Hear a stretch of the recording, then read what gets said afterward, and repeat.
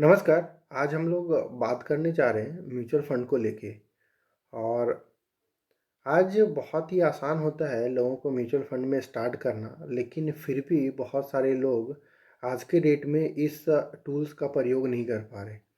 Investment का आज एक ऐसा टूल है लोगों के लिए कि इससे ज़्यादा और इससे बेहतर रिटर्न कोई नहीं दे सकता है। दूसरा, मैं ये भी कहना चाह रहा हूँ कि आज सिर्फ रिटर्न देख के ही लोग अपने इन्वेस्टमेंट को नहीं प्लान करें। और अपने इन्वेस्टमेंट को स्टार्ट करने से पहले अपने रिस्क एपेटाइट को ज़रूर पहचानें।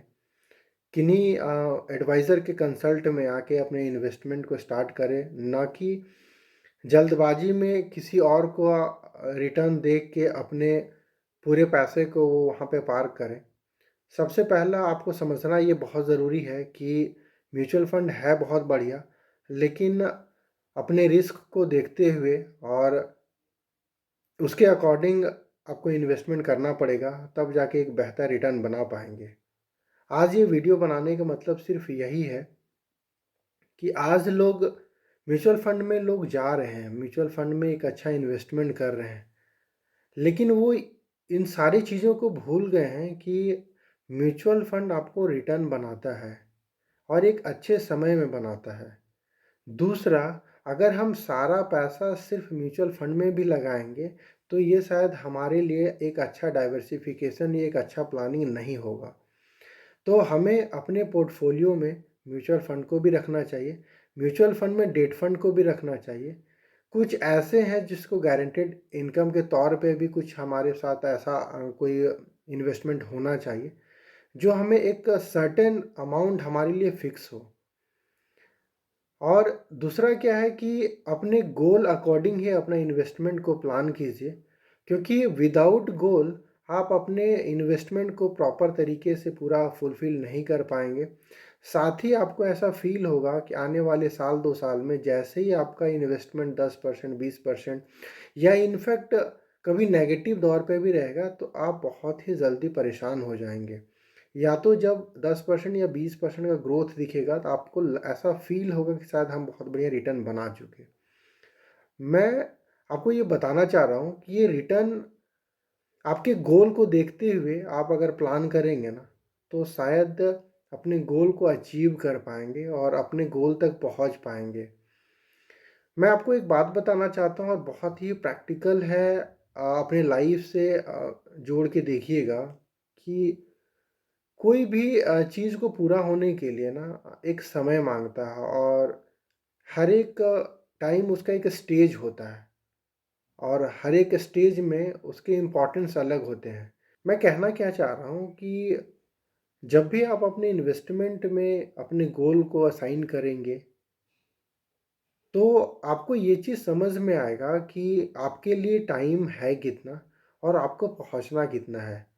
उससे बीच में जो उतार-चढ़ाव जो आएँगे, उससे आप परेशान नहीं होंगे, क्योंकि आपका गोल का एक पीरियड है, वो सर्टेन डिफ़ाइन किया गया है, जो आपने डिफ़ाइन किया है।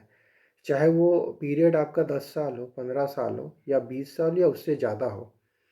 तो इस बीच में जो होने वाले उतार-चढ़ाव से आप परेशान नहीं होंगे। नहीं तो अक्सर ये देखा जा रहा है कि इन्वेस्टमेंट स्टार्ट तो कर रहे हैं, लोग ले और उन्हें बहुत ही अच्छा लगता है कि जब उनके रिटर्न पॉज़िटिव में दिख रहा होता है तो।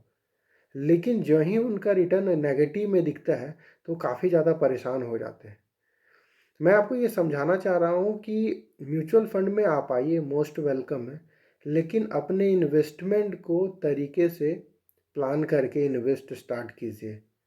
हो सकता है तो खुद से कहीं से अगर सीख सकते हैं, तो कुछ अपने रिस्क को जाँचिए, परखिए। अपने इन्वेस्टमेंट को प्लान कीजिए। कहीं सारा इन्वेस्टमेंट आप इक्विटी में लगा रहे हैं, तो प्योर इक्विटी में तो नहीं लगा रहे। आपको फंड का सिलेक्शन अगर करने आता है तो बहुत बढ़िया बात है। अगर नहीं आ रहा है तो किसी एडवाइज़र का, एक अच्छे एडवाइज़र का सपोर्ट लीजिए, ताकि आपके गोल को अचीव करने में आपके लिए हेल्पफुल होगा।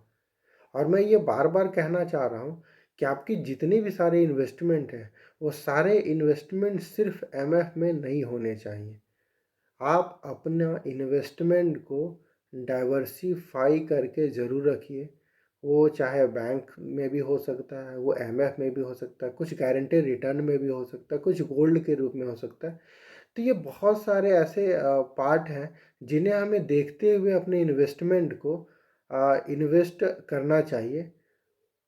और अगर हम इस टाइप से अगर इन्वेस्टमेंट अपना पूरा करते हैं तो उम्मीद करते हैं कि हम अपने गोल तक पहुंच पाएंगे। कोई भी ऐसा पार्ट को अगर हम स्कीप करते हैं, सपोज़ कि अगर हम कोई इनकम है हमारा एक्स वाई जी, और उस अमाउंट में जो पैसा हमारे पास सेव हो रहे हैं उस सारे पैसे को मैंने एमएफ में रख लिया, लेकिन हमारा कहना है कि हमारे पास अगर कोई भी रिस्क कवरेज नहीं है हमारे पास में, जो चाहे वो अमाउंट जो भी है, तो किसी भी अनसर्टेनिटी हालत में हमारे जो भी पैसे हैं शायद वो हमारे उस हालात को रिकवर करने के लिए शायद पूरा ना हो।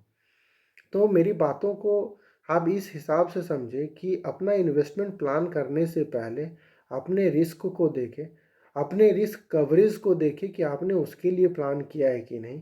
अपने जो भी कुछ ऐसे हेल्थ चैलेंजेज आते हैं उसके लिए आपने प्लान करके रखा है कि नहीं। कुछ अचानक हमारे पास महीने 2 महीने की अगर कुछ चैलेंजेज आ जाए, हमारे पास इनकम का आउटफ्लो ना हो, तो उस केस के लिए हमारे पास कुछ पैसे है या नहीं, इमरजेंसी फंड जिसे बोला जाता है। तो इन सारे पहलुओं को देखते हुए आप अपने इन्वेस्टमेंट को पूरा कीजिए।